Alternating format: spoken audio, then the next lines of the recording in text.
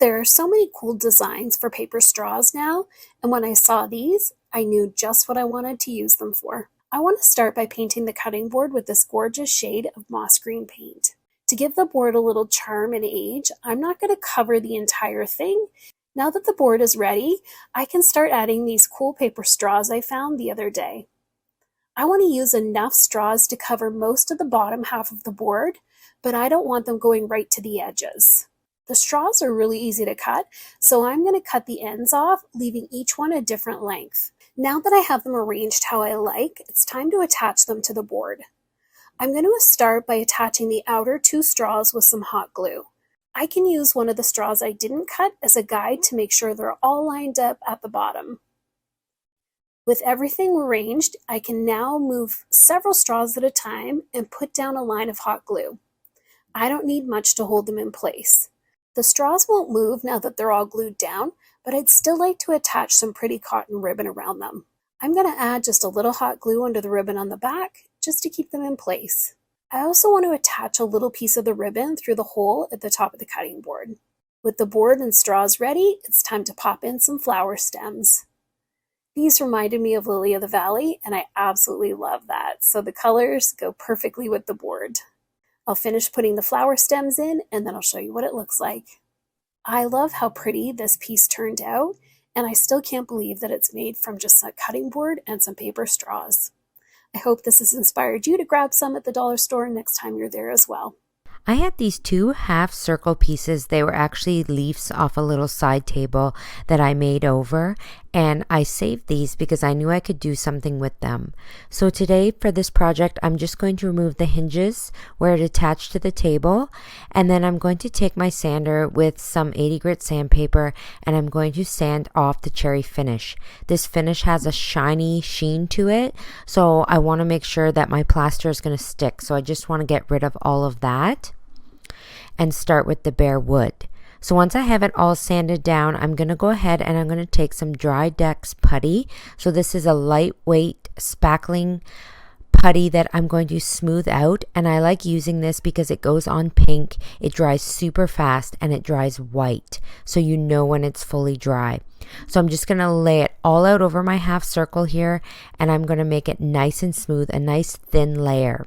Then I'm going to take this scalloped edge putty knife, and I'm going to start at one end, and I'm just going to go following the half circle all the way around to the other end.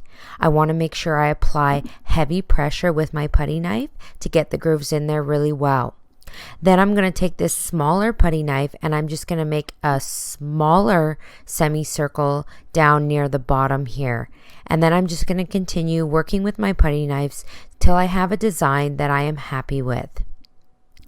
So I just played around here with a couple different techniques, and then once that's done, I can move on to my other semicircle and do a design that's a little bit different. So for this one, I kind of left the middle part untouched. I didn't touch the putty with the putty knife. I just did a half circle at the top and one at the bottom. Once I was happy with my designs, I let them set. They took about 2 to 3 hours to fully set for the putty to harden. Then I came in with a little bit of acrylic paint, and I just wanted to add just a bit of color to my plaster. And you can see that the plaster discolored a little bit, and I think that was from the wood coming underneath. But it adds a little bit of depth and dimension to my plaster wall art, so I'm totally okay with that. Once done, I let the paint dry, and then I set them up in my home. So I could either hang these on the wall, but I kind of like them here just sitting on a shelf for a little bit of geometric art. Head over to your favorite art shop and pick up some pan pastels or soft pastels. Rub a pastel on a sheet of paper to create a little pile of dust. To bring my sweet pea back to its beautiful shade of bluish lilac, I ground down a blue and a purple pastel. Now gently brush the Q-tip across the petals of the flower. You can also spray with a fine hairspray or a fixative to finish the flowers, but I find pressing with my fingers is enough. With my frame, I had a matte border, so I needed to trim the backing paper to fit. Place your backing paper under the mat and mark the edges of the mat, which you will work inside. Now cut the backing paper approximately 1 inch larger all the way around. I wanted to have a piece of ribbon around the stems of the bouquet, so I cut a piece of ribbon and glued it down. Next, I placed the background greenery and glued it.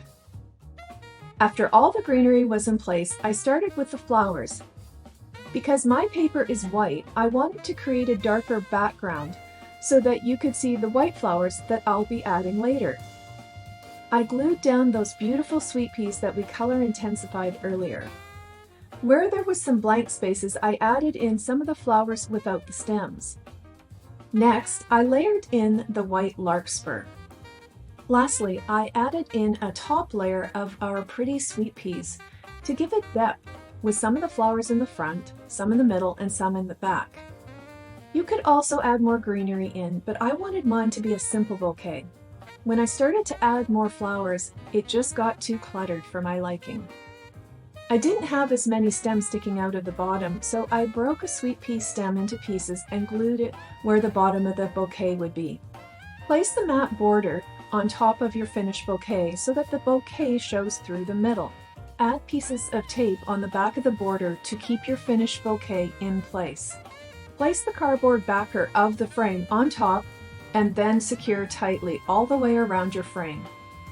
I live in an extremely dry climate and my flowers are fine left this way. In some areas, you will need to completely seal the frame to keep the moisture out. Look how beautiful it turned out. What a wonderful way to preserve the beautiful blooms from your garden. Now let's style it with a mirror, some candles, and some pretty tulle with pearls underneath. This would be perfect as a gift for the bride or just as spring or summer decor in your own home. Grab a gold curtain rod to make this trendy wall decor for a fraction of the cost. I printed some free vintage landscape prints online and placed them into thrifted picture frames. I used pliers to shape wire into S hooks. I recruited the tallest person in my home to hang the curtain rod. I'd recommend using drywall anchors or securing it into studs to make it more secure. Once the towel rod was level, I placed a hook with gold chain on it.